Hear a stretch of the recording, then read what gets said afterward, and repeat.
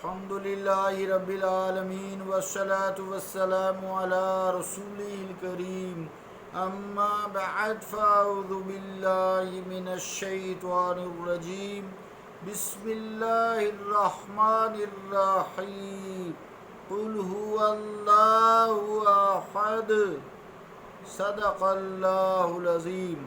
واجب الاحترام سامعین، السلام علیکم ورحمۃ اللہ وبرکاتہ۔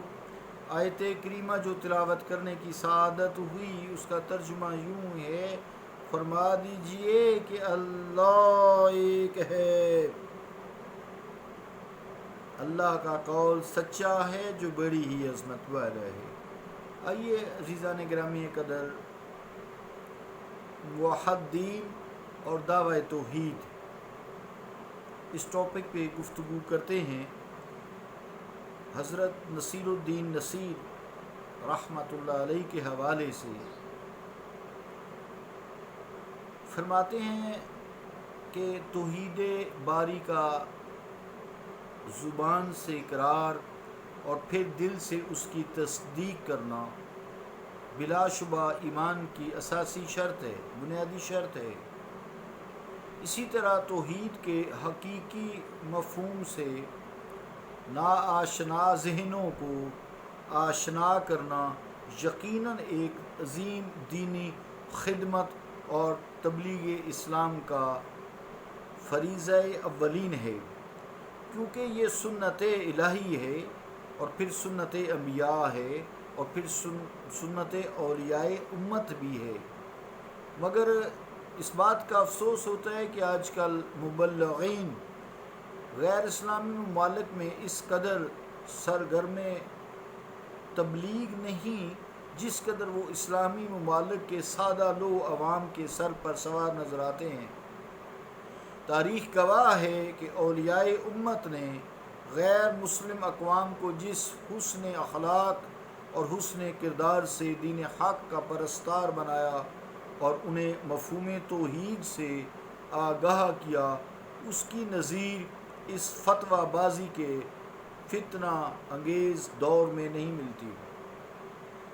مسلمان تو مسلمان، انہوں نے مشرکین کے لیے بھی حتی المقدور ایسے الفاظ کے استعمال سے اجتناب کیا ہے جن میں ان کے دل کی آزاری ہوتی ہو، دل شکنی کا احتمال ہو۔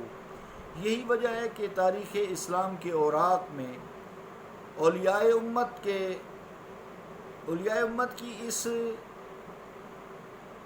مسائی جمیلہ کے سنہری نقوش ستاروں کی طرح جگمگا رہے ہیں۔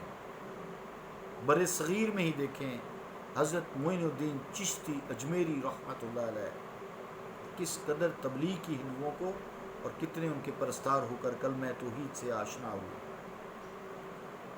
لفظ توحید کی رٹ لگانے اور ایک اچھے بھلے مسلمان پر مشرک یا کافر ہونے کا فتویٰ داغنے سے پہلے ایسے نام نہاد مدعیان توحید کو ذرا اپنے گریبان میں ضرور جھانکنا چاہیے کہ وہ روٹی کے لیے کیا کر رہے ہیں، کہ وہ خود لفظ توحید کے مفہوم اور اس کے ماہیت سے آشنا بھی ہیں یا نہیں، جس کی وہ رٹ لگاتے ہیں طوطے کی طرح۔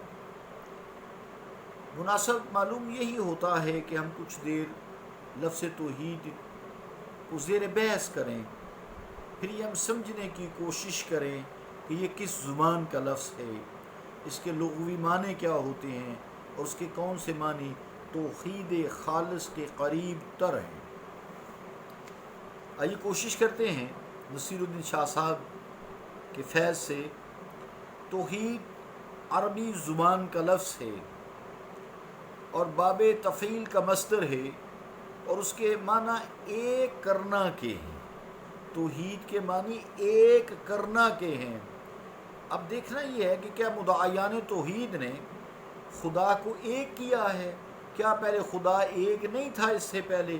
اب انہوں نے بڑی کوششوں سے شد و مد سے اللہ کو ایک کیا۔ استغفر اللہ استغفر اللہ، یہ تو عین شرک ہے۔ یعنی توحید کا مطلب جو ہے ایک کرنا، جو پہلے ایک نہ ہو۔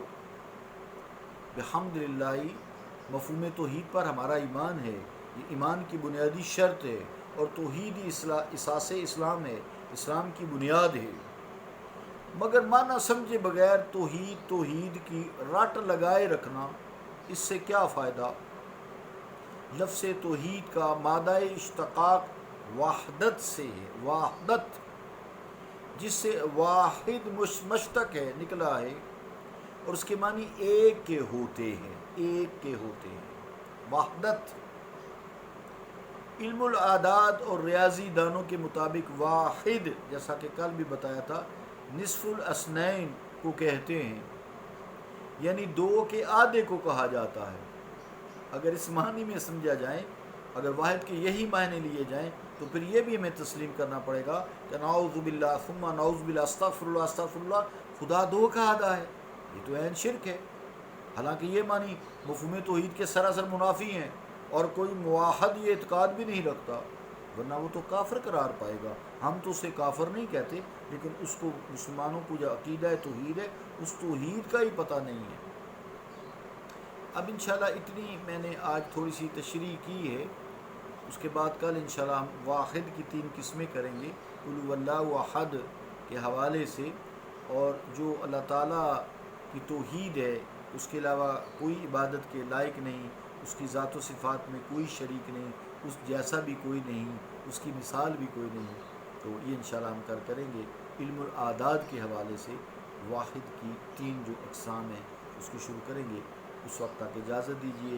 صلی اللہ تعالیٰ علی رسول خیر خلقہ محمد وعلی آلہ وصحبہ اجمعین برحمتک یا ارحم الراحمین۔